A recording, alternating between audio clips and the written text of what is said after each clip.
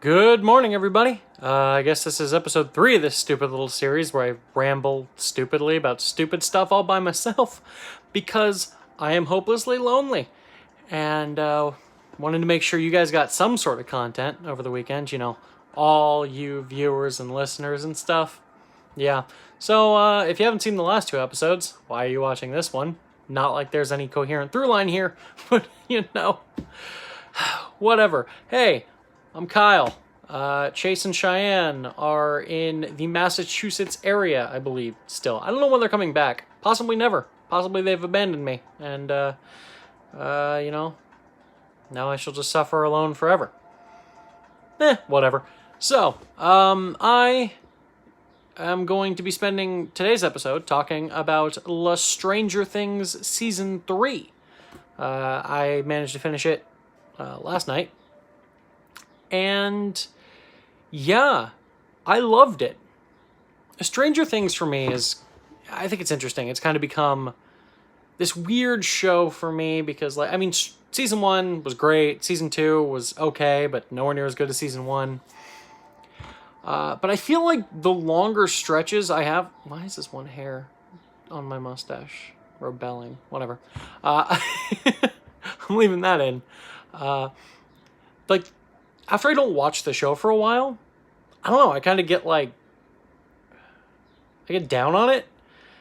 And I'd never say I didn't like it, but it's just I had friends who were just like, Kyle, Stranger Things Season 3 is coming. You excited? And I'm like, yeah, I guess. I mean, it's a fun show. It's kind of stupid, but it's a good time. And they're like, what? I'm like, come on, this, that, the other. They're like, I guess it's kind of hokey. I'm like, there's nothing wrong with that, but I don't know. I just wasn't super hyped for season 3. I was gonna watch it. I mean, whatever. It's a fun show. And then I started watching season 3, and immediately I'm just like, oh, that's right. I do actually love this damn show. And I just seem to forget that after any extended period of time of not watching it. So, season 3 picks up, I think, a year after the last one. It's summer. Mike and Eleven are making out all the time. Lucas and Max, they're dating. Just the kids are getting older. They're growing up. Everybody's kind of dealing with stuff. And then, of course, some supernatural shenanigans get involved. And I really don't want to spoil what goes on in the season too much. Some of the season trailers kind of give you tidbits. Obviously, the Mind Flayer, he's kind of, back with a vengeance. But holy crap. I think this is the best season yet. And I say that from somebody who does legitimately love season 1, just thinking back on it. It's just a freaking roller coaster ride, man. I feel like they really had a plan with all of the characters and all their storylines, and they all seem to come together in a good way. I like some of the fun pairings that we got this season. Again, I don't want to get into too many spoilers. When it comes to newer cast members, I really liked Robin, who's Steve's coworker at the mall that he works.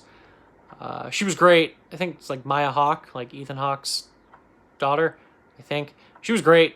I loved her character. I loved their interactions. I just love Steve Harrington, man. That guy. Who would have thought we'd come around to that character so hard after season 1? Whatever. There's a lot of great action. The special effects are honestly fantastic. Shocking that this is a TV show. There are moments, especially in the finale, which is so freaking good and emotional. But there are moments in that finale that look like they were straight out of a movie. Just incredibly effective special effects in really cool ways.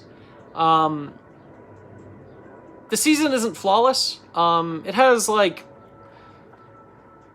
it doesn't have Netflix bloat in regards to there's so many Netflix shows have just a set of episodes. You're we could have cut so much out of this. You could have saved yourself a lot of time. Show could have been 2 or 3 episodes shorter. All the Marvel Netflix shows have that basically.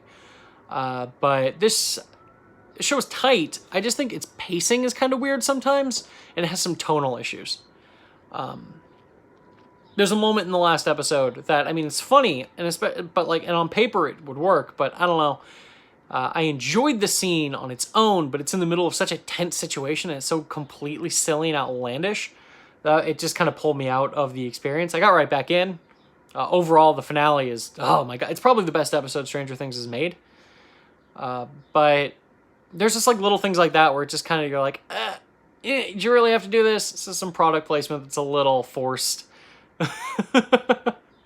But I mean, God knows, we've been getting that for years. I mean, Elle does love Eggo waffles. But I mean, if you've seen the first 2 seasons, you know what you're getting into here. You love these characters more than likely, and you're here for more of it. And that is exactly what you're going to get in a really heightened emotional way.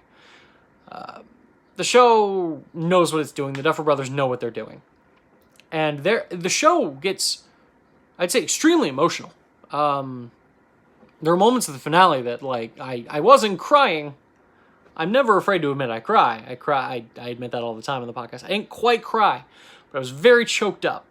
A lot of really great performances this year. Millie Bobby Brown has a lot of really powerful moments. Dacre Montgomery, I think is the name, guy who plays Billy. Like, he has a really fascinating arc throughout this season. I didn't really like him much in season 2. He was a pretty one-note character. He has a lot to do this season.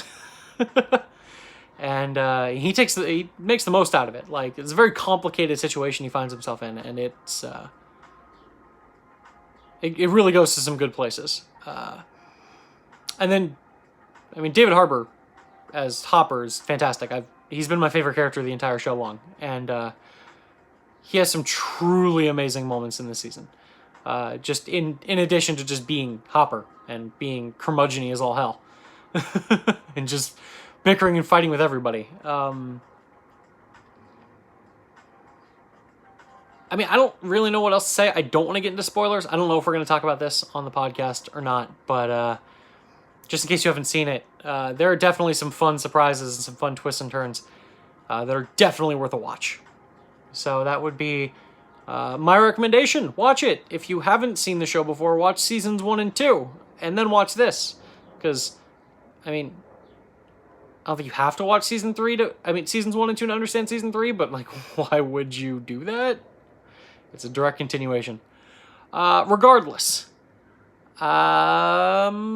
hopefully Chase and Cheyenne come back soon. I can't keep doing this forever. I don't know if I don't work tomorrow, so I'll probably just make another episode, but I don't know what I'm going to talk about.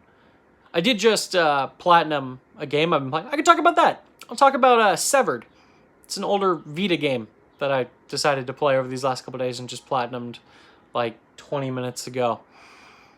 So yeah, I'll talk about that. That'll be fun. Other than that, I hope you're all having a good time. Chase, Cheyenne, please come back soon, or at least let me know what's going on. I feel so utterly alone in my little box. It's fine. I'll be fine.